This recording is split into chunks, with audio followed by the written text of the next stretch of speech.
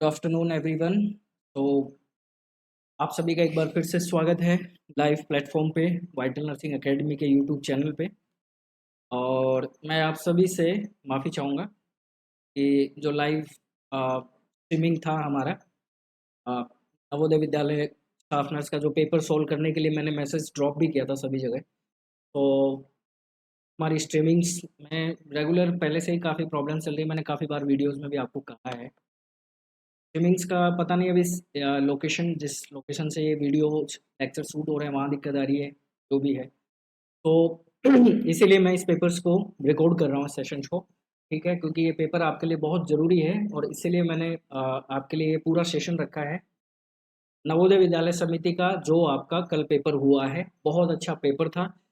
और इन्होंने hitting questions वही दिए हैं जो एज एक female staff nurse Navodaya Vidyalaya समिति में अगर वो पोस्टेड होती है तो उसके सराउंडिंग में जितने केसेस बनने वाले हैं वो केसेस के क्वेश्चंस इन्होंने ज़्यादातर सब्जेक्टिव में भी पूछे हैं।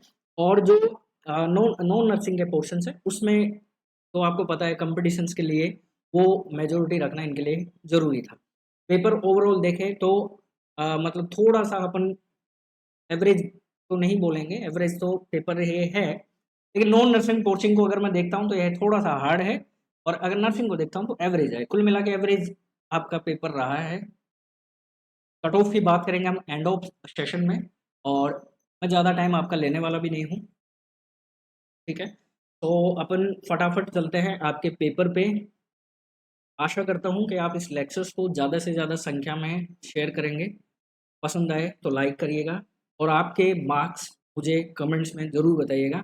कोई भी क्वेश्चंस में अगर आपको कोई प्रॉब्लम हो तो वो भी आप कमेंट्स कर सकते हैं, ताकि मैं जो भी करेक्शन होगा उसको मैं पिन करवा दूंगा, ठीक है। तो वो आपके फ्यूचर रेफरेंस के लिए यूज़फुल रहेगा। मैं फिर से आपसे एक बार फिर माफ़ी मांग रहा हूँ। लाइव स्ट्रीमिंग का हम कोशिश कर रहे हैं रेगुलर, बट आई थिंक शायद हमारे इस लोकेशन वाइज प्रॉब्लम्स चल रही हैं कि यूट्यूब लाइव स्ट्रीमिंग नहीं हो रहा है। कंटिन्यूस बहुत टाइम से हम ट्राई कर रहे हैं बट ये हो ही नहीं पा रहा है। तो इसी वजह से हम ज़्यादातर जो शूट रिकॉर्ड कर रहे हैं सेशन वो इसी वजह से कर रहे हैं, ताकि बफरिंग ना हो। काफ़ी सारे इश्यूज होते हैं, फिर वॉइस नहीं आएगी, फिर आई थिंक शायद किसी लेक्चर में इतना वो एक पॉइंट नहीं रहता है। सो इस वजह से रिकॉर्डिंग सेशन ज़्यादा बेटर ऑप्शन, ठीक है।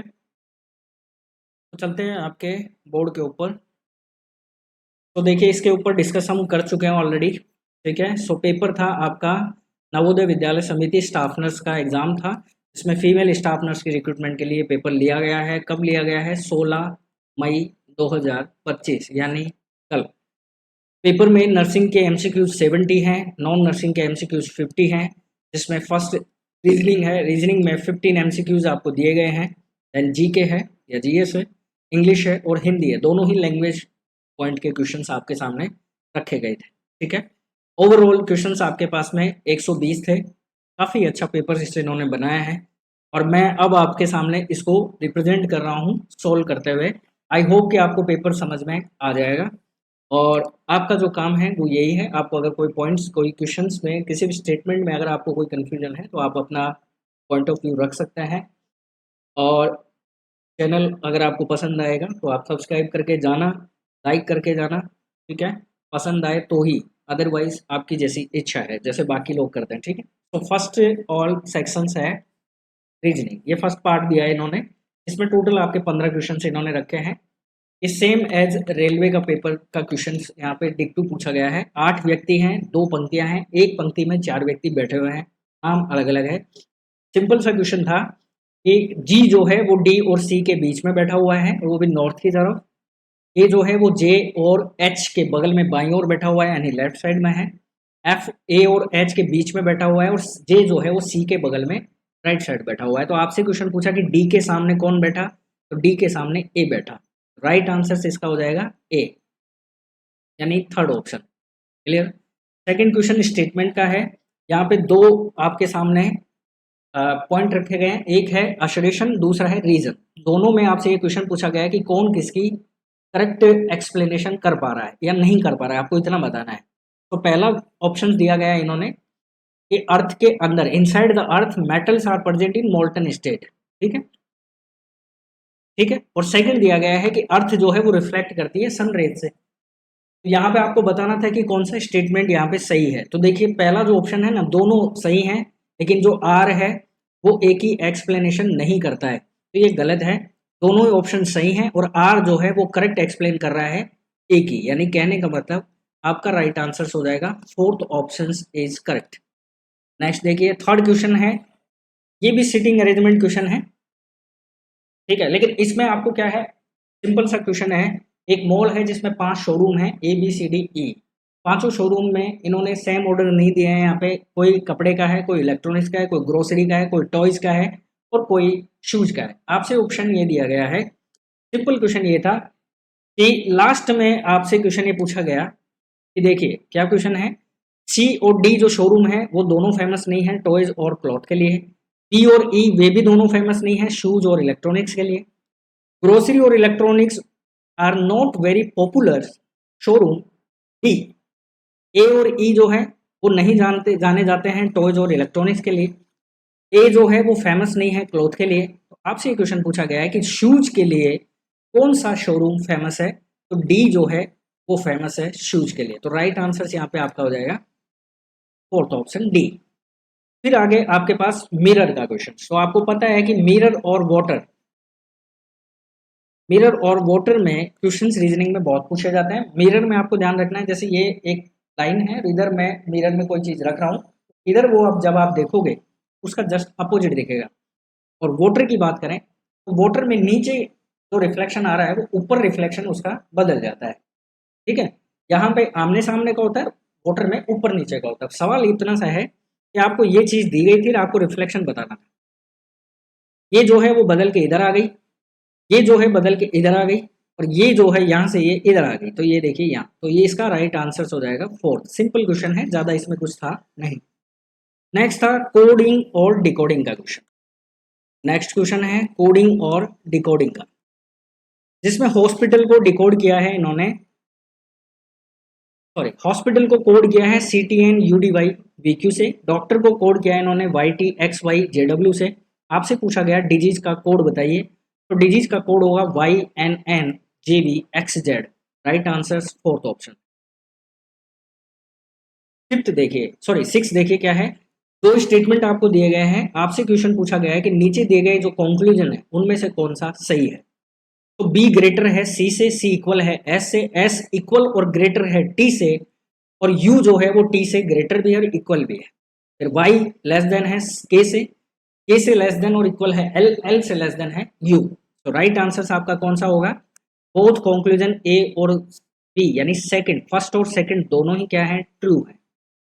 तो राइट आंसर आपका क्या हो जाएगा, सी या बोल लीजिए थर्ड ऑप्शन, ठीक है। इसके बाद में देखिए नेक्स्ट क्वेश्चन आपका कौन सा है, 7 नंबर। नेक्स्ट क्वेश्चन जो है वो जनरली रीजनिंग से क्वेश्चन नहीं है, लेकिन तार्किक से क्वेश्चन पूछा गया है आपसे। एक फायरिंग क्रेकर कर रहा हुआ एक बच्चा है जो आपके नेबरहुड में है, वो जल जाता है उस पटाखे से, लेट नाइट की बात है, आप वहां पे है, आप क्या करोगे। पहला ऑप्शन दिया डिटोल से हैंड वॉश करोगे, दूसरा ऑप्शन दिया कि आप कॉल करने के लिए किसी को बोलोगे, तीसरा ऑप्शन दिया है डिप करोगे आप चाइल्ड के हैंड को कोल्ड वाटर में टिल जब तक उसकी बर्निंग सेंसेशन क्या नहीं हो जाए, नो मोर, ज्यादा नहीं बढ़े, और ignore everything to do your own work, आप सब कुछ इग्नोर करके खुद का काम करेंगे। तो ये तो ऑप्शन बिल्कुल गलत है। डिटोल से आप उसको वॉश नहीं कर सकते हैं। आप अभी प्रायोरिटी क्या है आपकी, सीवियर बर्न हो चुका है बच्चे को, तो आपकी प्रायोरिटी क्या है कि उस एक्सट्रीमिटी जिसका हाथ उसका जला है तो आपको कोल्ड वाटर में उसको डिप करना चाहिए। तो राइट आंसर यहाँ पे आपका क्या हो जाएगा, थर्ड ऑप्शन से यहाँ पे आपका क्लियर है, फर्स्ट प्रायोरिटी आपकी ये रहेगी। नेक्स्ट क्वेश्चन देखिए, यहाँ पे भी सेम है, दो स्टेटमेंट आपको दिए गए हैं, ठीक है, और इसमें आपसे क्वेश्चन पूछा गया है क्या कि वाई एक्स वाई जेड जो है इन तीनों की एवरेज एज है 60 ईयर्स। तो आपसे वाई की एज पूछी गई है, ठीक है, आपसे वाई की एज पूछी गई है कि वाई जो है उसकी कितनी एज है। तो यहाँ पे देखिए ऑप्शन पहला है कि वाई जो है वो 10 साल बड़ा है एक्स से, और जेड जो है वो 30 साल का है। तो कौन सा स्टेटमेंट यहाँ पे सफिशियंट आंसर दे रहा है, आपसे ये पूछा है 8वें नंबर में। तो इसका राइट आंसर होगा बोथ स्टेटमेंट फर्स्ट और second together are necessary to answer this question, यानी थर्ड जो है वो आपका राइट आंसर होगा। पहला ऑप्शंस भी और दूसरा ऑप्शंस भी, दोनों ऑप्शंस इस क्वेश्चन के आंसर के लिए जरूरी है, आवश्यक है। ये आया आपका क्वेश्चन डिस्टेंस और डायरेक्शन पे। ये क्वेश्चन आपका बना है डिस्टेंस और डायरेक्शन पे। यहाँ एक कैंडिडेट है, बिंदु ए से प्रारंभ करता है, रवि नाम है उसका, ठीक है।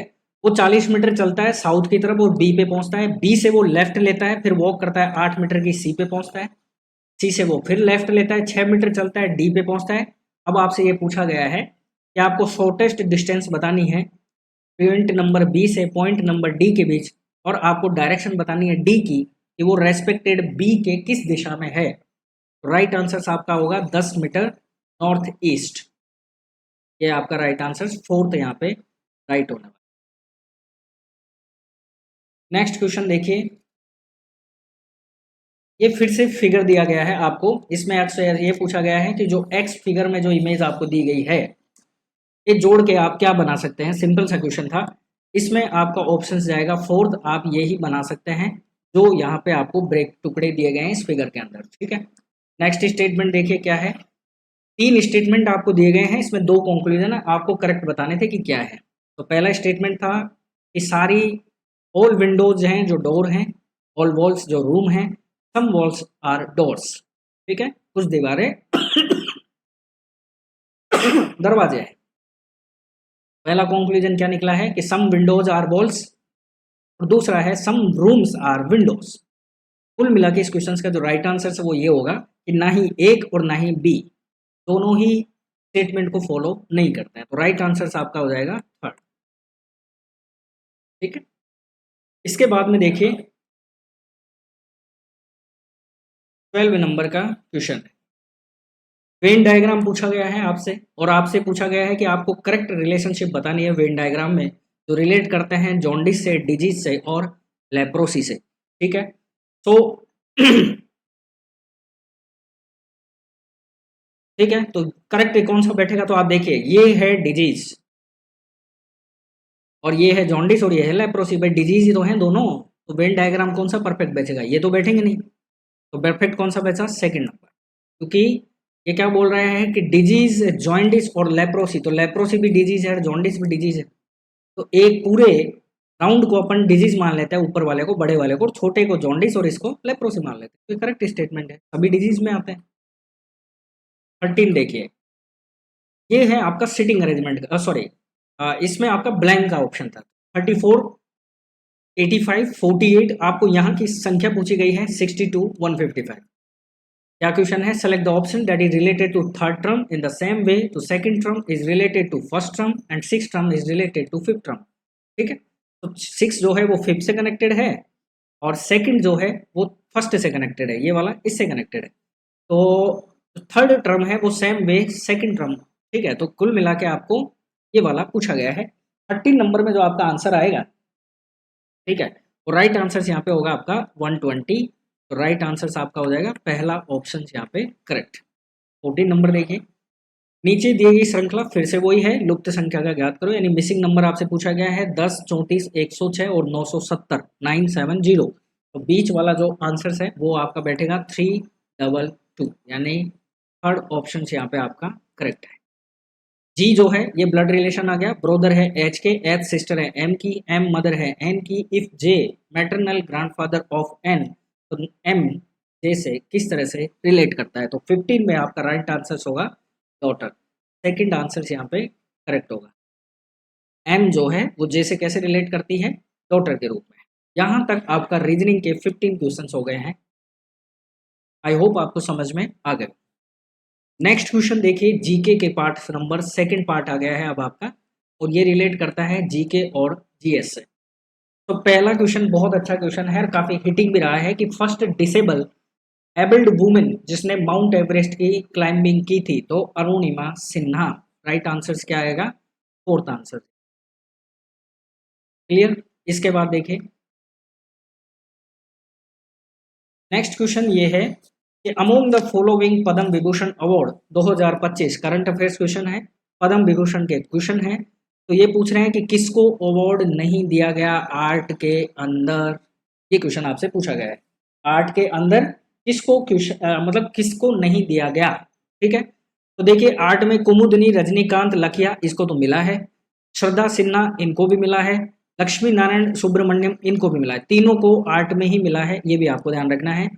दुबुर नागेश्वर रेड्डी इनको मिला है पद्म विभूषण, लेकिन मिला किसमें है, मेडिसिन के अंदर। तो इन्होंने क्वेश्चन आपसे पूछा था किसके ऊपर, आर्ट के ऊपर, तो राइट आंसर आपका क्या हो जाएगा, फोर्थ हो जाएगा, क्योंकि इसको मेडिसिन में मिला है, आर्ट में नहीं मिला है, उन तीनों को आर्ट में मिला, टोटल 7 जनों को मिला है, याद रखना है। नेक्स्ट है विच इंडियन नेशनलिस्ट और स्कॉलर ऑफ इस्लाम जो एसोसिएट होते हैं वहादत ई दीन से, emphasising the essential oneness of all religion. आपसे क्वेश्चन पूछा गया कि इंडियन नेशनलिस्ट वो कौन है जो पहले स्कॉलर ऑफ इस्लाम थे जिन्होंने वहादत ई दीन का जो एम्फिसाइजिंग किया था, ठीक है, अवधारणा जो थी वहादत दीन की वो संयोजित है। तो कुल मिला के इसका राइट आंसर आपका क्या होगा, मौलाना अबुल कलाम आजाद, राइट आंसर आपका हो जाएगा फोर्थ आंसर। क्लियर, ठीक है। इसके बाद में फर्स्ट एजुकेशन मिनिस्टर भी थे, ये भी आपको ध्यान रखना है। In the early 1800 east India company made a claim that it was supreme represented greater authority. 1800 की बात चल रही है, तो hence was justified in annexing any Indian kingdom, what was the scheme called. कुल मिला के बात यह है कि 1800 के दशक में ईस्ट इंडिया कंपनी ने दावा किया कि वो ही सर्वोच्च है, ठीक है, और उसके अंदर जो प्राधिकार निरूपण करता है, इसके द्वारा भारतीय राज्यों को अपने मिलाने में न्यायोचित था। जाहिर सी बात है, ईस्ट इंडिया जब कंपनी यहाँ पे स्टैब्लिश हुई तो उसने सारे जो स्टेट्स थे इंडिया के उनको एक साथ किया था। तो ये आपसे पूछ रहे हैं कि उस स्कीम का नाम क्या था जिसमें ईस्ट इंडिया कंपनी ने इंडिया के ऑल स्टेट्स को एक जगह रखा और खुद को सबसे ऊपर रखा। ये क्वेश्चन आपसे पूछा गया है कि वो नीति कौन सी थी, तो वो नीति थी policy of paramountcy, policy of paramountcy, ठीक है, सेकंड यहाँ पे राइट आंसर, ठीक है। नेक्स्ट क्वेश्चन देखिए 20, consider the following statement regarding Booker Prize 2024 का क्वेश्चन है, बहुत अच्छा इंपॉर्टेंट क्वेश्चन है, ध्यान रखना है, ऐसे क्वेश्चन रीजनिंग में हिट होता है।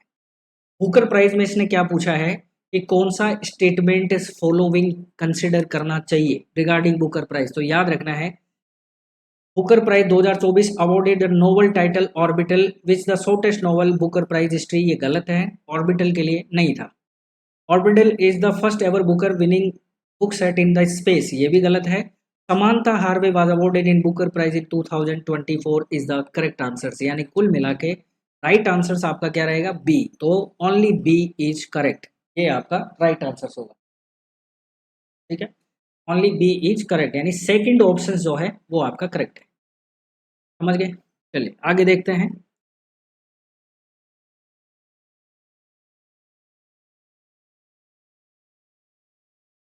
और 21 देखिए, 21 क्या कह रहा है, which of following systems of election is use elect member of Lok Sabha in India. ये सिंपल क्वेश्चन है, इससे बढ़िया सिंपल कोई क्वेश्चन नहीं था। इंडिया में पार्लियामेंट मेंबर्स आप किस तरह से इलेक्ट करते हैं, ये क्वेश्चन आपसे पूछा गया था, first past the post. Clear question, right answers दो, जिस बंदे को जितने ज्यादा वोट मिले वो जीत गया, सर्वाधिक मत प्राप्त होने पर विजय घोषित कर दिया जाना, फर्स्ट पास्ट द पोस्ट। इसी तरह से पार्लियामेंट मेंबर डिक्लेयर होते हैं इंडिया के। फिर नेक्स्ट क्वेश्चन, ये बहुत इंटरेस्टिंग क्वेश्चन लगा मुझे। ये क्वेश्चन था कि इंटरनेशनल डे फॉर वुमेन जज सेलिब्रेट कब किया जाता है, 10 मार्च को, तो राइट आंसर से इसका हो जाएगा फर्स्ट ऑप्शन। ये बहुत अच्छा क्वेश्चन है। ये पूछ रहा है कि प्रेसिडेंट कौन है यूरोपियन कमीशन के जो इंडिया में फरवरी 2025 में आए थे, तो आपसे क्वेश्चन में पूछा गया था कि यूरोपियन कमिश्नर के प्रेसिडेंट कौन है जो फरवरी 2021 में इंडिया में आए, तो Ursula von der Leyen, option A is right, Ursula von der Leyen, ठीक है, ये राइट आंसर होगा। ये क्वेश्चंस भी थोड़ा कंफ्यूजन लगा लेकिन बिल्कुल क्लियर कट है, इसमें कोई दिक्कत है नहीं, बहुत अच्छा क्वेश्चन है। विदर्भ यानी रणजी ट्रॉफी से आपसे क्वेश्चन पूछा गया है, इसमें स्टेटमेंट आपके सामने 3 है और आपसे ये पूछा गया है कि कंक्लूड करना है आपको, रिसेंटली कहने का मतलब कौन सा सही है, ठीक है, क्योंकि इन्होंने बोला है कि कोड जो आपको नीचे देगा उसमें करेक्ट आपको बताना है। तो पहला क्वेश्चन देखिए क्या है कि फाइनल गेम रणजी ट्रॉफी का 2025 में खेला गया विदर्भ और मुंबई, तो गलत है, केरला के बीच में खेला गया था, पहला। दूसरा, Vidarbha won 90 edition of Ranji Trophy 2025, बिल्कुल करेक्ट है। और captain of Vidarbha Ranji Trophy team 2025 Karun Nair, गलत है, अक्षय वाडकर है, अक्षय वाडकर थे, तो कौन सा ऑप्शन सही हुआ? सेकंड। तो यहाँ पे देखिए कौन सा है, ओनली बी इज करेक्ट, तो यानी 2 नंबर का आंसर आपका करेक्ट है।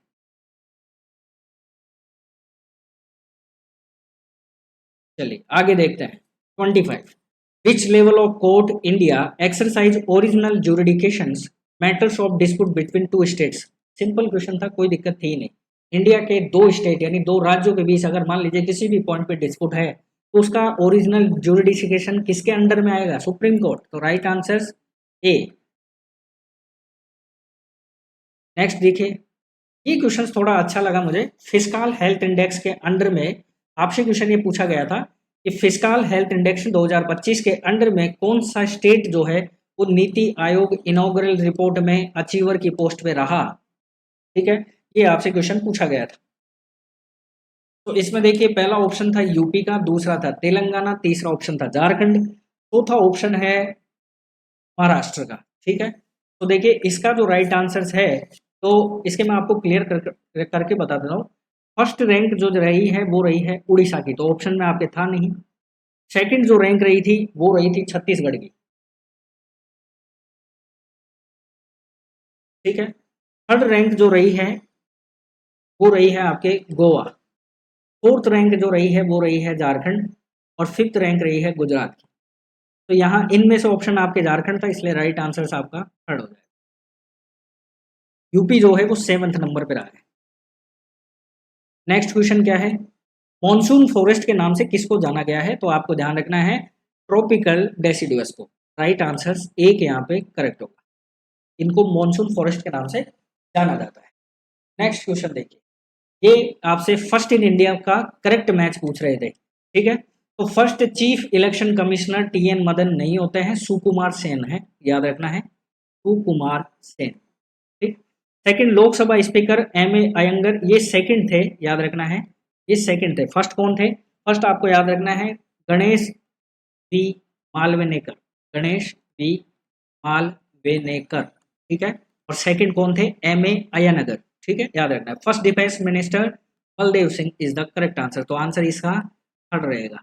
और chief justice, justice Fazal Ali नहीं थे, कौन थे? याद रखना है कौन थे? हरिलाल जैकी सुधा, हरिलाल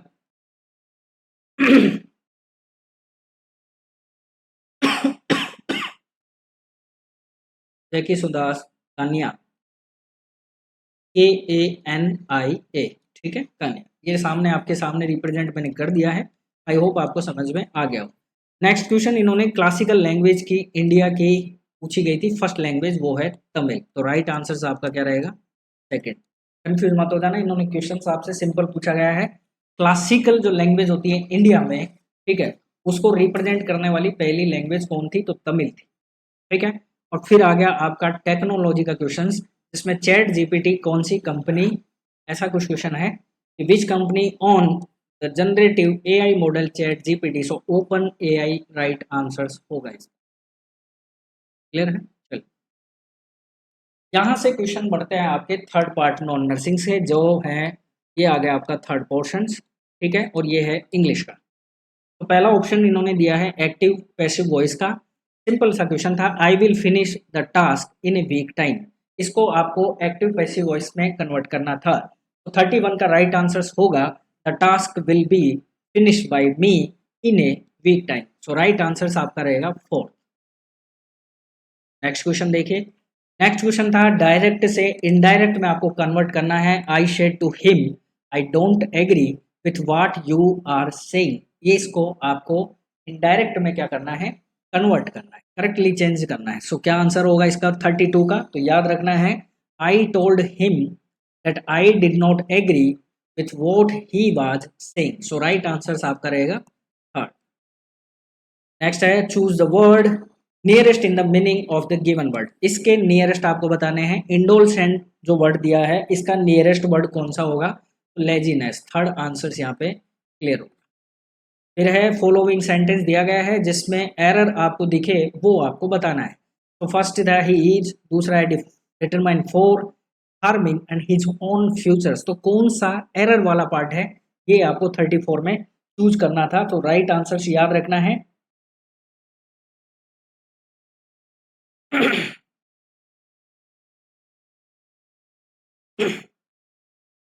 राइट आंसर याद रखना है second, B is the correct answer.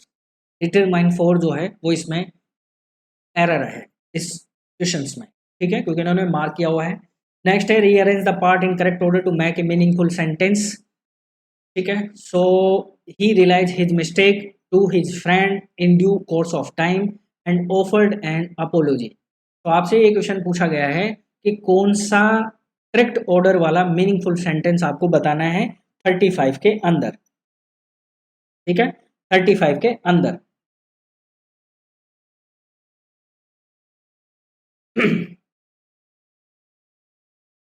तो 35 में राइट आंसर्स कैसे अरेंज करोगे बताओ। तो देखिए पहले आपको करना पड़ेगा he realise his mistake and offered an apology in due course of time to his friend, यानी पहला ऑप्शन कौन सा, ए, दूसरा डी, तीसरा सी और चौथा बी, ये करेक्ट स्टेटमेंट है।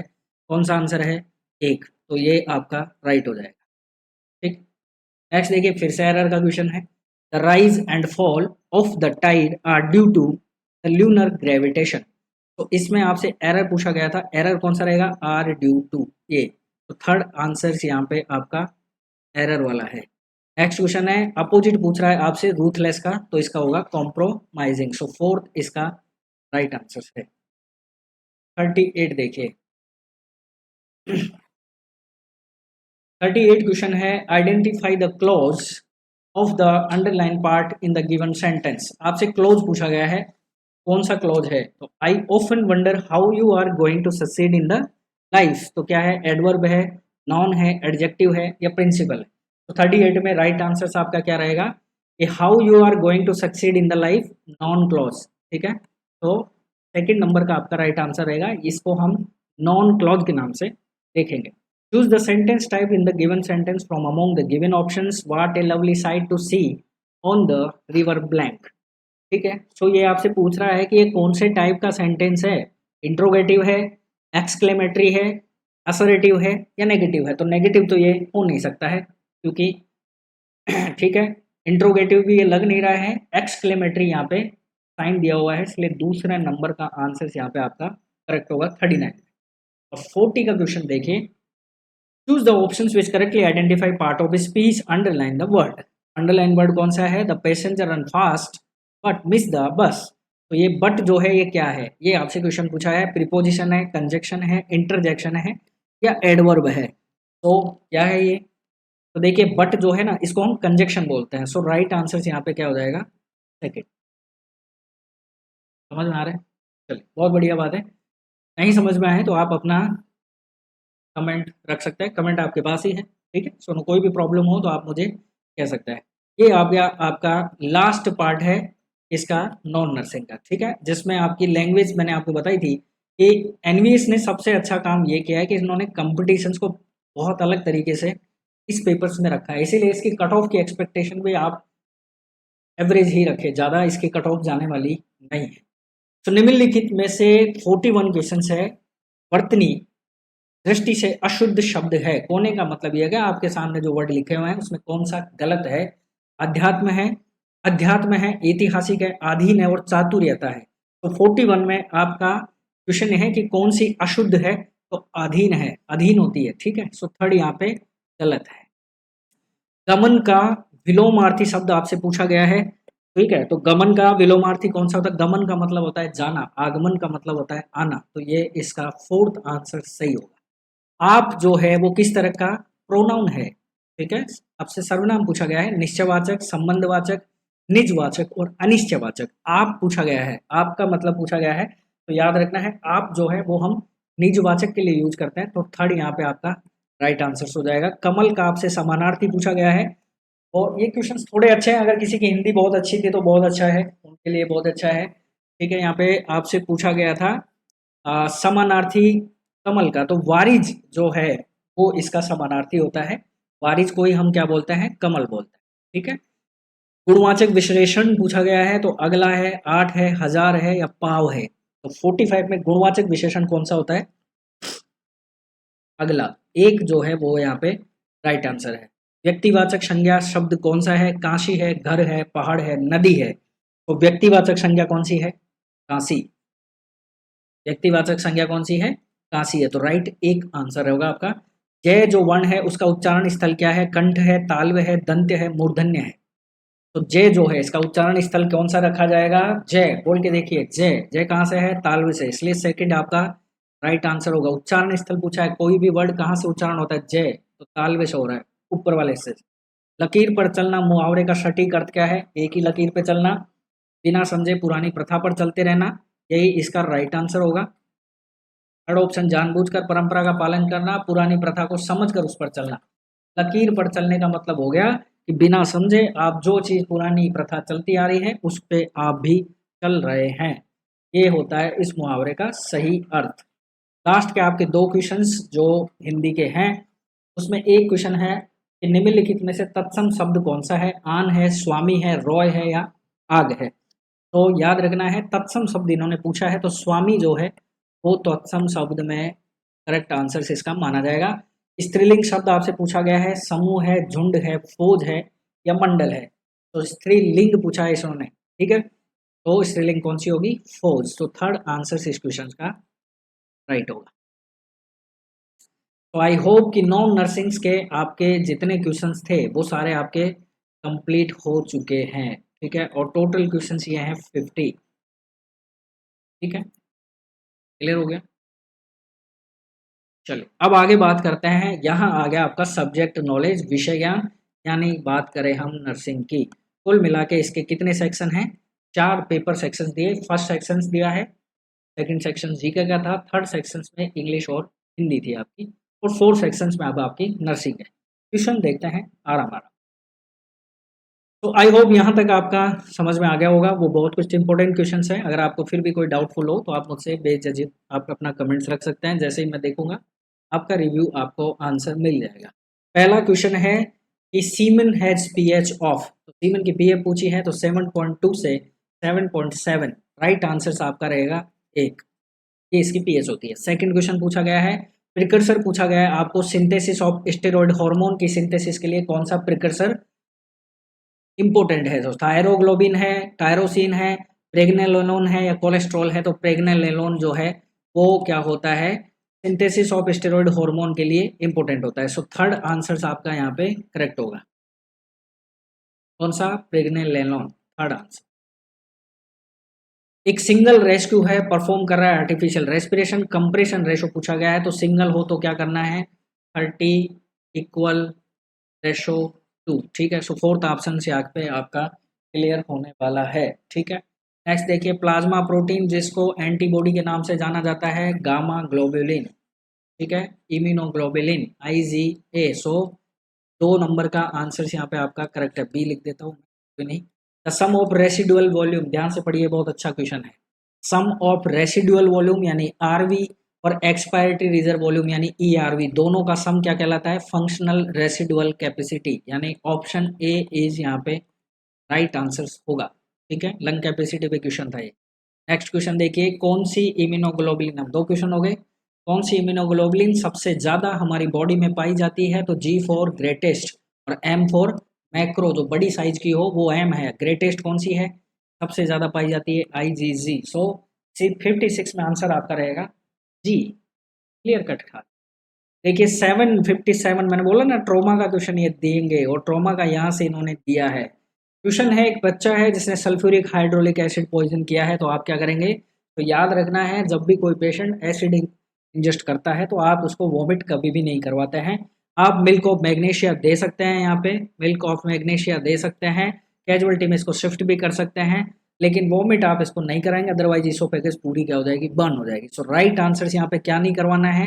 वॉमिट नहीं करवाना है, तो एक आपका आंसर यहाँ पे करेक्ट है। 58 देखिए, the metabolite excrete in the urine, thiamine deficiency के केस में कौन सा मेटाबोलाइट जो है वो एक्सक्रेट होता है यूरिन के द्वारा? तो कौन सा होता है? पायरूवेट, एक आंसर यहाँ पे करेक्ट होगा। सेकंड देखिए, वर्टिकल प्लेन है, डिवाइड की गई है, बहुत पुरानी क्वेश्चन है ये। वर्टिकल प्लेन जो डिवाइड करती है बॉडी को राइट और लेफ्ट में, कौन सी वर्टिकल प्लेन है? सैजाइटल, तो राइट आंसर यहाँ पे क्या हो जाएगा? एक हो जाएगा। WHO के अंदर कितनी मूवमेंट्स रखी गई हैं हैंड हाइजीन की? सवाल यहाँ था, मूवमेंट कितनी होती है? 5 होती है, याद रखना है। थर्ड आंसर यहाँ पे करेक्ट होगा। ये स्टेप्स नहीं पूछ रहा है आपसे, मूवमेंट पूछ रहा है, ठीक है। मूवमेंट 5 है, स्टेप्स 6 हैं। नेक्स्ट देखिए, which of following not correct regarding potassium, potassium से रिगार्डिंग क्या नहीं सही है या क्या गलत है, सिंपल ये पूछा था। पोटाशियम वैसो एक्टिव है, बिल्कुल है। ये रिलीज करता है एंडोथी, it is release by endothelial cells, बिल्कुल सही है। लोअर ब्लड प्रेशर करता है, बिल्कुल सही है। लेकिन एडल्ट ह्यूमन बॉडी में ये 25 ग्राम नहीं होता है, कितना होता है, 135 ग्राम। तो option fourth is the correct answer, क्योंकि ये क्या है, गलत है। क्लियर। चलिए, ये बायोलॉजिकल इंपोर्टेंट पेप्टाइड पूछा गया है आपसे, ध्यान से पढ़ना, बहुत अच्छा क्वेश्चन है ये। बायोलॉजिकल इंपोर्टेंट पेप्टाइड पूछा गया है जो मेंटेन करता है आरबीसी की स्ट्रक्चर्स को, कौन सा है। ऑक्सीटोसिन नहीं है, वैसोप्रेसिन नहीं है, ग्लूटाथियोन याद रखना है कौन सा है। ग्लूटाथियोन जो है वो ऐसा बायोलॉजिकल इंपोर्टेंट पेप्टाइड है जो आरबीसी की स्ट्रक्चर्स को मेंटेन करके रखता है। Depth of chest compression adult CPR पूछा गया है आपसे, तो कितना डेप्थ होता है जब हम चेस्ट को सीपीआर देते हैं एडल्ट के केस में, एडल्ट के केस में कितना देते हैं, तो याद रखिए एडल्ट के केस में हम देते हैं 5 to 6 सेंटीमीटर, यानी option B is the correct answer. ये आपका करेक्ट आंसर हो जाएगा, ठीक है, सेकंड नंबर का। नेक्स्ट देखिए, कौन सा विटामिन जो रिगार्ड है किडनी हार्मोन से, तो कौन सा है भैया, तो विटामिन डी है। तो आंसर आपका क्या रह जाएगा, विटामिन डी जो है वो रिगार्ड करता है किडनी के हार्मोन से, ठीक है, याद रखना है। नेक्स्ट क्वेश्चन देखिए, हेल्मिच मैनुअर का क्या, मैनुअर आपका पीछा छोड़ नहीं रहे हैं, ठीक है। सो मैनुअर यहाँ पे भी दिया है, कौन सी प्रोसीजर्स के लिए जरूरी होता है, तो चोकिंग के लिए। तो राइट आंसर यहाँ पे क्या रहेगा, एक, ठीक। नेक्स्ट देख,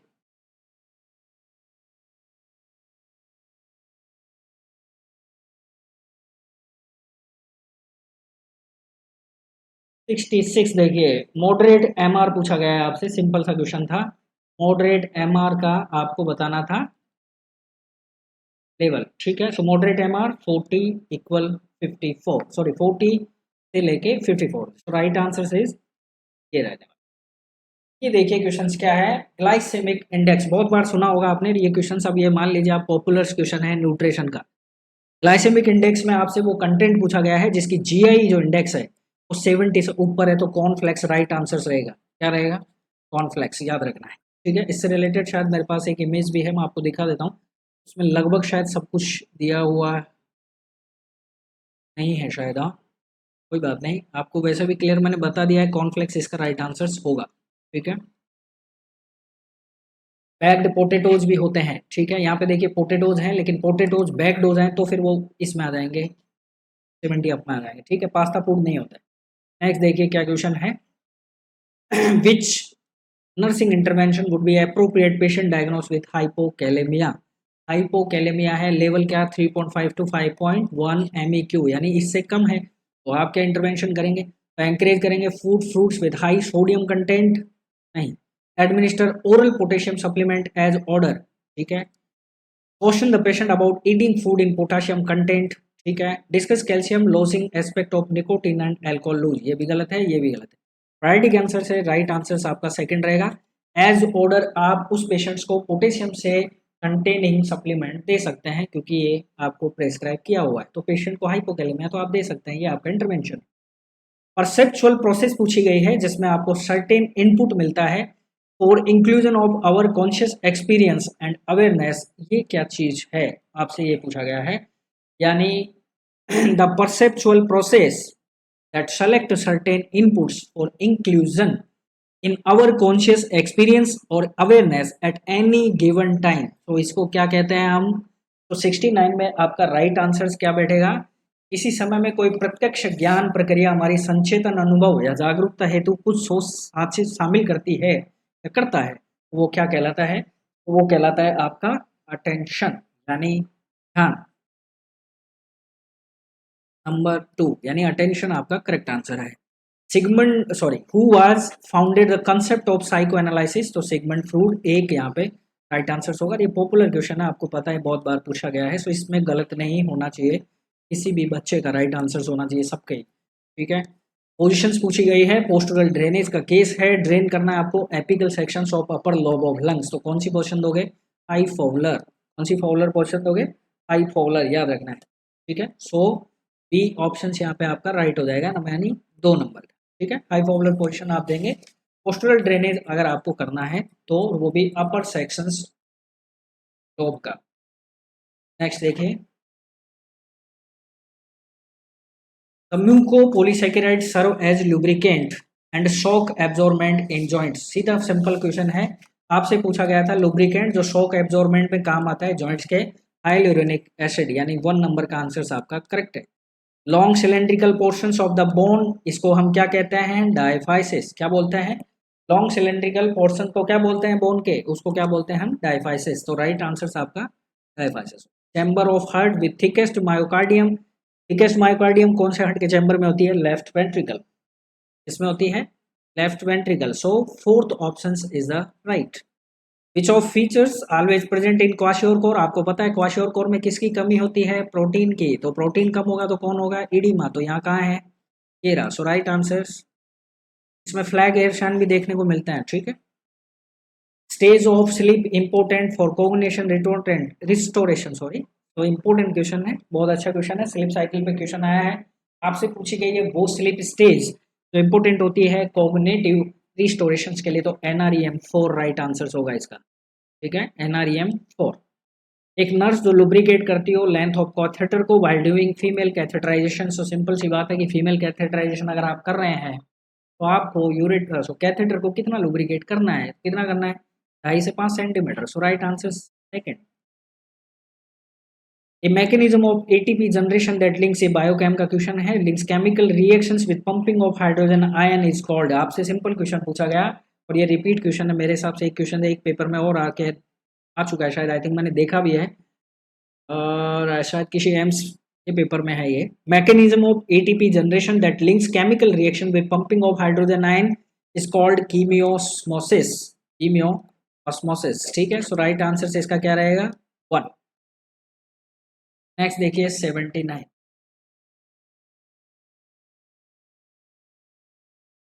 ज़्यादा टाइम आपका लगने वाला नहीं है, ठीक है, क्योंकि मैं वैसे भी ज़्यादा टाइम आपको लगाने वाला नहीं हूँ। नेक्स्ट क्वेश्चन है, एपिलेप्टिक फिट्स का पेशेंट है, आप क्या करोगे, इतना सा पूछा है। तो देखिए यहाँ पे नीचे से हम चलते हैं। Open mouth casualty, forcefully put something in the mouth, नहीं करते हैं कभी भी, फोर्सफुली हम कभी भी नहीं डालते, डिंक भी नहीं देते हैं। कैजुअलिटी में back lay down in the casualty gently and clear the area around, बिल्कुल सही है। जिस पेशेंट को फिट्स आ रहे हो आपको क्या करना है, उसको नीचे लेटाना है, नीचे लेटा के आपको उसको आसपास के एरिया को क्या करना है, क्लीन करना है, समझ गए। क्लीन करोगे तो उसको इंजरी होने के चांसेस क्या हो जाएंगे, कम रहेंगे, ठीक है। फिर नेक्स्ट क्वेश्चन पूछा है कि कौन सा विटामिन जो है वाटर सॉल्युबल है। तो देखिए डी के और ए, तो ये ए डी ई के तो सारे कौन से हैं, फैट सॉल्युबल, तो बता कौन सा, C. So fourth answer is the water soluble. Cerebral aqueduct pass through, तो सेरिब्रल एक्विडेक्ट कहाँ से पास होती है, तो सेरिब्रल एक्विडेक्ट आपकी पास होती है मिड ब्रेन से। कहाँ से पास होती है, मिड ब्रेन से, सेरिब्रल एक्विडक्ट, बराबर है। Chest percussion is contraindicated in client with, तो देखिए सीओपीडी में आप कर सकते हो, न्यूमोनिया में कर सकते हो, ऑक्सीजन थेरेपी में भी कर सकते हो, ब्लीडिंग में नहीं कर सकते हैं। सो फर्स्ट ऑप्शन आपका सही है। इसमें परकर्सन्स जो है वो कॉन्ट्रा इंडिकेटेड रहेगा, यानी इस कंडीशंस में आप चेस्ट परकर्सन नहीं कर सकते हैं।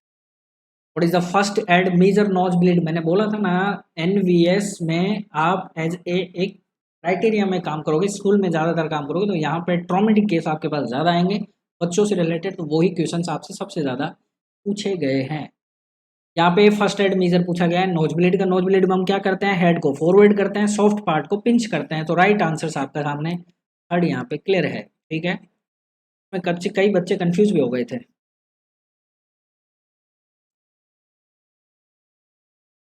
नेक्स्ट देखिए, what is the first step providing first aid to casualty with the chemical burn in the eye. फिर से ट्रॉमा क्वेश्चन, आई में केमिकल बर्न गिर गए तो क्या करोगे, rinse the affected I under running water. So option एक इज रेडी, ठीक है। बाकी स्टाइल पैड से कवर नहीं करते, कैजुअलिटी वगैरह का कोई ऑप्शन यहाँ पे नहीं आएगा क्योंकि आपसे फर्स्ट एड पूछा गया है, आप क्या करोगे। नेक्स्ट क्वेश्चन, कैजुअलिटी आ रही है, फिर से डिजास्टर हुआ है, मल्टीपल फ्रैक्चर है, कौन सा ट्राइज जाएगा, येलो। कौन सा कलर जाएगा, येलो, क्योंकि ब्लैक में तो डेथ जाएगी, ठीक है। और ग्रीन जो है वो बिल्कुल वेट कर सकता है। येलो में मल्टीपल फ्रैक्चर, इसलिए अगर ये और क्रिटिकल होता तो रेड में चला जाता।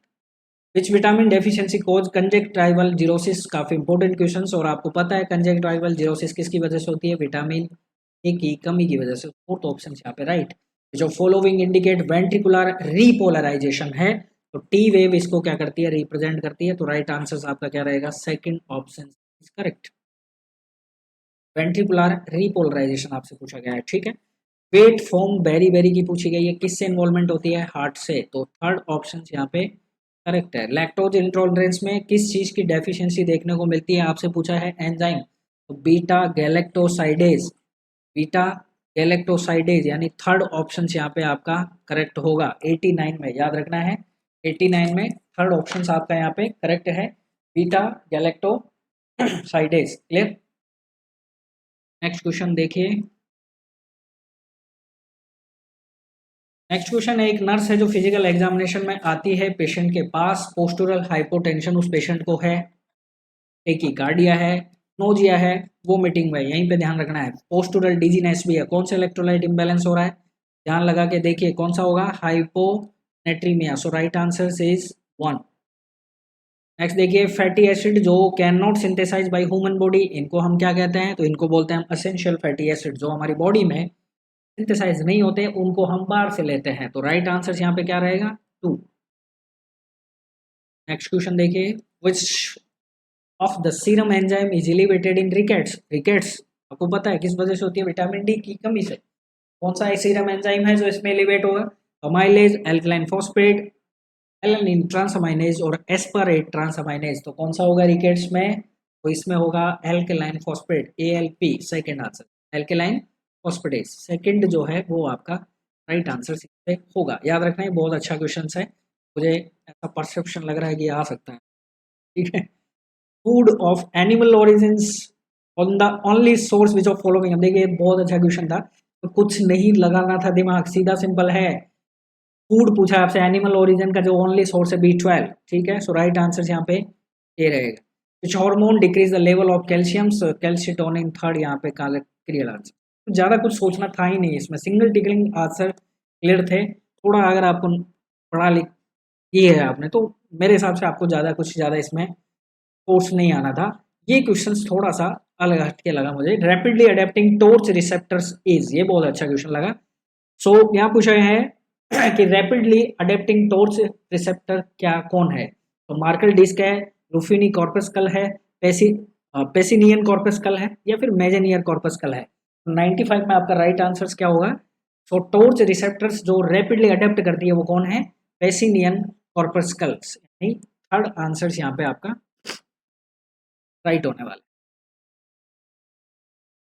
नेक्स्ट देखिए 96। तो how do you treat a casualty for foreign body in the nose. फिर से आपका ट्रॉमा का क्वेश्चन है, ठीक है। नोज में फॉरेन बॉडी फंसी है तो आप क्या करोगे, निकालोगे नहीं। तो मैं can attempt remove the foreign body, बिल्कुल गलत। ब्लो द नोज, बिल्कुल गलत। Maintain airway by asking the casualty to breathe from nose. Right answer आपका क्या रहेगा, ठीक, क्योंकि नोज में फंसी है तो आप निकाल तो बिल्कुल नहीं सकते, क्योंकि इंजरी हो सकती है, और एयरवे का मैटर है भैया, ठीक है।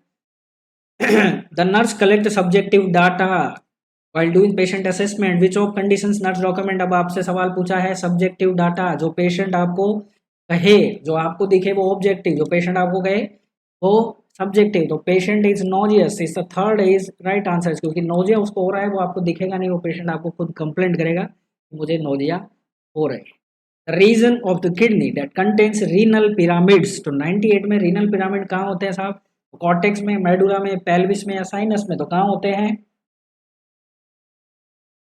रीनल पिरामिड्स, कहाँ होते हैं, कॉर्टेक्स में, मेडुला में, पेल्विस में, या साइनस में। तो 98 का राइट आंसर होगा आपका, रीनल पिरामिड कहाँ होते हैं, मेडुला में। So second is the right answer, ठीक है। रीनल मेडुला में रीनल पिरामिड्स प्रेजेंट होते हैं। The daily recommended intake of vitamin A for adults 800 microgram, ठीक है। राइट ऑप्शन आपका बी रहेगा। नेक्स्ट क्वेश्चन देखिए, nitrogenous base not present in DNA. DNA में नाइट्रोजिनस बेस किसका नहीं होता है, तो ये आपको ध्यान रखना है, किसका नहीं होता है, एडेनिन का होता है, ग्वानिन का होता है, साइटोसिन और यूरेसिल। तो 100 में आपका राइट आंसर क्या होगा, जिसका नाइट्रोजिनस बेस नहीं है, यूरेसिल, ठीक है। फोर्थ आंसर यहाँ पे करेक्ट होगा। एडल्ट मेल में GFR ग्लोमेरुलर फिल्ट्रेशन रेट कितनी होती है, कितना क्वेश्चन है, 125 ml पर मिनट।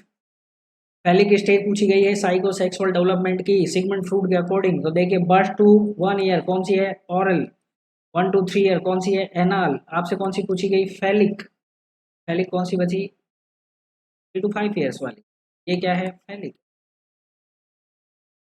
ठीक है, सो राइट आंसर आपका क्या रहेगा,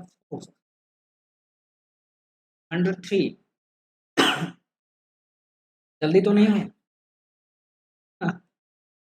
नेक्स्ट देखिए, the enzyme that convert trypsinogen to trypsin, trypsinogen को ट्रिप्सिन में कौन सा एंजाइम कन्वर्ट करता है, तो सीक्रेटिन करता है, काइमोट्रिप्सिन करता है, इलास्टेज करता है, या एंट्रोपेप्टिडेज करता है, सो एंट्रोपेप्टिडेज करता है, fourth right answer. The sutures the unite to parietal bone and occipital bone, तो कौन सा होगा, लैम्डोइड। ठीक है, तो राइट आंसर यहाँ पे दो होगा, दो पेराइटल है और एक पीछे वाला ऑक्सीपिटल है, तो क्या बनाएंगे, ये लैम्डोइड बनाएंगे। विच नॉट, बहुत अच्छा, देखिए फिर से आरटीए का क्वेश्चन आ गया है, कौन सा नॉट होता है सूचर का, वो हम लगाते हैं बैंडेज में around wound to stop bleeding quickly, कि आप मान लीजिए कोई इंजर्ड पेशेंट या इंजर्ड बच्चा आपके पास आया, आप कौन सा नोट लगाएंगे जिससे उसकी ब्लीडिंग तुरंत रुक जाएगी, तो रीफ नोट लगाते हैं। कौन सा नोट लगाते हैं, रीफ नोट लगाते हैं, या स्क्वायर भी बोल सकते हो आप इसको। ठीक है, इससे तुरंत ब्लीडिंग रुक जाती है। विट्रस चैम्बर आपसे पूछा गया है आईबॉल का, जो कहाँ होता है, ये विट्रस चैम्बर कहाँ पे होता है, तो ये होता है साहब लेंस और रेटिना के बीच में, तो ऑप्शन आपका 2 करेक्ट होगा। फिर पूछा है कि वर्मी फॉर्म एंड अपेंडिक्स जो होती है वो किससे अटैच होती है, तो ये इंपॉर्टेंट क्वेश्चन है, सीकम से अटैच होती है, और ये पहले बहुत बार रिपीट हो चुका है।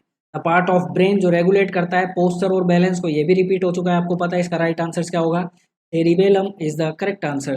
डिगोक्सिन्स डोज पे क्वेश्चन आ गया है, तो डिजायर यहाँ पे देखिए सिंपल सा कहानी था, कुछ नहीं था, आपके पास माइक्रोग्राम में दी हुई थी, मैं मतलब मिलीग्राम में आपको दिया हुआ था, माइक्रोग्राम में आपके पास अवेलेबल थी, तो डिजायर का किससे हम डिवाइड करते हैं, अवेलेबल से, डिजायर को किससे करते हैं, अवेलेबल से। डिजायर कितनी है, 0.125 mg, और आपके पास कितनी है, 500 mcg, कह ले तो इनको यूनिट कीजिए तो कितने करेंगे, 1000, तो इसको हम कट करेंगे तो कितने आ जाते हैं, 2.5 ml, ये 500 माइक्रोग्राम इक्वल है 10 ml के, तो राइट आंसर आपका क्या रहेगा, 2.5 ml।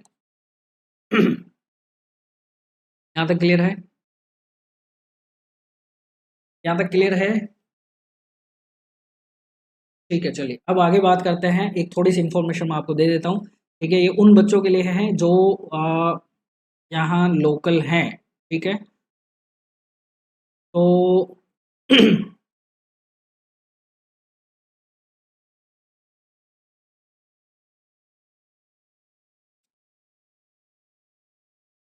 देखिए ये एक प्लेटफॉर्म जो हमारा है, ठीक है, उसके बारे में यहाँ पे इंफॉर्मेशन आपको दी गई है। पहली बात यह है कि वाइटल नर्सिंग एकेडमी ने और जितने भी ऑनलाइन कोर्सेज थे वो सारे 4999 में कर दिए हैं।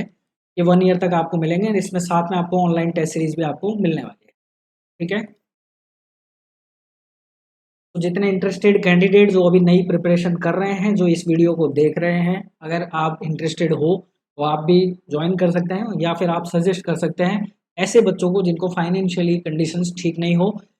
इसी वजह से हमने ये कोर्स 3000 ब्रेक किया है।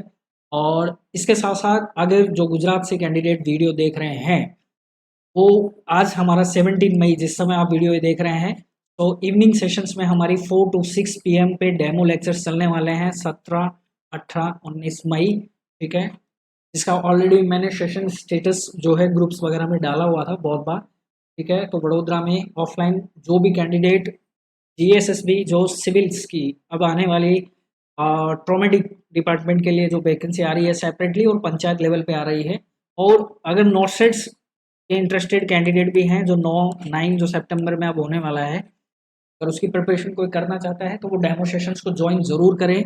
आज से स्टार्ट होंगे वो शाम के 4:30 बजे से, तो 3 दिन आपका सेशन रहेगा, सैटरडे संडे मंडे इवनिंग में, तो ज़्यादा से ज़्यादा संख्या में आप ज्वाइन करें। और मैं ये नहीं कह रहा हूँ आपको कि आप वहाँ आके आप ज्वाइन करें, आपको अच्छी लगे तो आप ज्वाइन करना, क्योंकि फ्यूचर आपका है, मेरा नहीं है, पहली बात। दूसरी बात, अगर आप ये सोच रहे हैं कि मैं ऐसे ही पढ़ के पास हो जाऊंगा, तो बहुत बढ़िया बात है, मेरी तरफ से आपको डबल शुभकामनाएं अगर आप हो जाते हैं तो, लेकिन जिस दिन आप हो जाएं तो मुझे ज़रूर बताइएगा। ठीक है, सवाल ये है कंपटीशंस तो अगर आप हल्के में ले रहे हैं ना तो वो आपको बहुत हल्के में ले लेगा, ये भी आपको ध्यान रखना है। ये बहुत से प्रैक्टिकल एग्जाम मैंने अपनी टीचिंग एक्सपीरियंस 7 साल में देखे हैं, जिन्होंने बहुत से ऐसे ऐसे बच्चे भी देखे हैं जो धुरंधर हैं, जो अब तक कुछ नहीं कर पाए। और रीज़न उसका ये नहीं है कि उनकी स्टडी वीक है, उनकी स्टडी बढ़िया है, लेकिन वो खुद ज़्यादा ओवर थिंकिंग में जाए जा रहे हैं और हमेशा जाएंगे जब तक उनकी पकड़ नहीं होगी खुद पे ऊपर। आदमी को खुद के कॉन्फिडेंस पे भरोसा होना चाहिए, तब आप किसी चीज़ को फाइट कर पाओगे, अदरवाइज नहीं कर पाओगे। ठीक है। आज से मैं भी 10 साल पहले तो प्रिपरेशन कर रहा था, तो मुझे भी पता था कि मेरे अंदर क्या कमी है। मैंने भी कोई एक एग्जाम क्लियर करके फाइट नहीं करी, खूब सारी दी है। धीरे धीरे सीखे हैं, कहाँ मिस्टेक हुई कहाँ नहीं हुआ। अब आपको पता है आपका सबसे बड़ा एनिमी तो नेगेटिव है, तो वो रहेगा जब तक आपका सिलेक्शन तो होगा नहीं। और उसको डिफीट करने के लिए आपको सेलेक्टिव माइंड से पेपर देना पड़ेगा। ठीक है। बाहर आप चाहे जितने धुरंधर हैं, लेकिन सवाल यह है कि वो 2 घंटे आप कितने अच्छे चल पा रहे हैं वहां पे, वो सबसे बड़ा मायने रखता है। और वहां धुरंधर भी फेल हो जाते हैं और जिनकी उम्मीद नहीं होती वो पास हो जाते हैं। तो इसको थोड़ा आप इमेजिन कीजिए और एनालिसिस कीजिए। मेरा और भी कुछ भी कहना नहीं है। सीएचओ का एग्जाम्स नेक्स्ट मंथ में आ रहा है, आप सभी को हार्दिक शुभकामनाएं। कोशिश करूंगा अगर आ पाया यूट्यूब पे सेशन लेके ज़रूर आऊँगा, टाइम मिला तो। ठीक है, आपके लिए। अदरवाइज ग्रुप्स में मैं ऑलवेज एक्टिव हूँ। कुछ भी क्वेश्चन आपको पूछना हो कभी भी, जिस भी ग्रुप से कैसे भी, पर्सनली भी, आपको सामने नंबर यहाँ आ रहे हैं, आप मुझसे पूछ सकते हैं। कोई भी कॉन्फ्यूजन्स मेरी तरफ से जो क्लियरेंस होगी मैं आपको ज़रूर देने की कोशिश करूंगा ऑलवेज। ठीक है। तो अब चलते हैं हमारे पेपर के लास्ट सेक्शंस में। ठीक है, लास्ट सेक्शंस में हम चलने वाले हैं। सो लास्ट सेक्शंस में आ गए हैं। 1 मिनट, बिल्कुल 109 आपके कंप्लीट हो गए हैं, 110 का आपका क्वेश्चन आ गया है। ये भी बहुत अच्छा क्वेश्चन है। इसमें क्वेश्चन आपसे पूछा गया था सीधा सीधा, कोग्निटिव लर्निंग जो है वो किस टाइप की लर्निंग है। तो किस टाइप की है? Latent learning. किस टाइप की है? लेटेंट लर्निंग है। इसमें बच्चे कंफ्यूज हो गए। ठीक है, तो आपको ध्यान रखना है। क्रेनियल नर्व आपसे पूछी गई, जो अराइज होती है posterior aspect of brain stem से, जो कि कंट्रोल करती है आई बॉल की मूवमेंट को। कौन सी है? ट्रोक्लियर। कौन सी है? 111 11 111। तो आपसे पूछा गया था कौन सी सीएन तो posterior aspect of brain stem से निकलती हो और आई बॉल की मूवमेंट को कंट्रोल करती हो, तो कौन सी करती है? ट्रोक्लियर। थर्ड आंसर से यहाँ पे क्लियर है, ये वाली। फिर बात करें, डिक्रीज PaCO2 है। ओके, PaCO2 आपकी डिक्रीज हो गई है और पीएच आपका बढ़ गया है। तो पीएच बढ़ता है तो क्या बढ़ता है? एल्कलाई। तो रेस्पिरेटरी CO2 कम है तो रेस्पिरेटरी एल्कलोसिस। राइट आंसर आपका क्या रहेगा? ए। ठीक है। एसिडोसिस तब होता है जब पीएच आपकी घटती, पीएच बढ़ रही है। In which part of respiratory system gases exchange take place? अब बताइए कितना अच्छा क्वेश्चन है, कितना पुराना क्वेश्चन है। एल्वुलाई वो पार्ट है जहाँ पे गैसेस एक्सचेंज होता है। Damage of which regions of brain markedly impair understanding of speech और रिटन लैंग्वेज? तो कौन सा होगा? ऐसा कौन सा पार्ट है ब्रेन का जो स्पीच और रिटन लैंग्वेज से रिलेट करता है? तो वन नेक्स्ट। तो सेकंड आंसर आपका यहाँ पे क्लियर। प्रोटीन का कंट्रीब्यूशन पूछा गया था, टोटल एनर्जी फॉलोइंग प्रोपोर्शन। आपसे पूछा गया कि प्रोटीन जो है वो हमारी बॉडी की टोटल एनर्जी का कितना कंट्रीब्यूट करती है, तो कितना करती है साहब? तो टोटल एनर्जी का करती है वो 10 से 30%, यानी 1%। 1 जो है आपका राइट आंसर होगा। 10 to 30% जो है वो कंट्रीब्यूट करती है टोटल एनर्जी को हमारी बॉडी की। ठीक है, कौन करती है? प्रोटीन। ठीक है। नेक्स्ट क्वेश्चन देखिए, विच थ्योरी तो कॉन्सेप्चुलाइज है that the emotions results from that the emotions result from our perceptions of changes taking place in the body during emotional experience। Theory पे क्वेश्चन, कौन सी थ्योरी है जो कॉन्सेप्टलाइज करती है क्या इमोशंस जो हैं वो आए हैं आपके परसेप्शन से, वो भी change in taking place in the body during emotional experience. Hindi में देखते हैं कौन सा सिद्धांत जो ये कहता है कि हमारे शरीर की भावना अनुभवों के दौरान होने वाले परिवर्तनों के आधार पर हमारी भावनाएं उत्पन्न होती हैं। ये कौन सी थ्योरी कहती है साहब? तो ये कहती है आपकी जेम्स लेंगे, कैनन बार्ड, सेस्टर सिंगर और कोग्निटिव अप्रेजल थ्योरी, जो हमारे परसेप्शंस चेंजेस होते हैं इमोशंस के अकॉर्डिंग, वो आपके इमोशनल एक्सपीरियंस पे डिपेंड करते हैं। तो 116 में आपका राइट आंसर होगा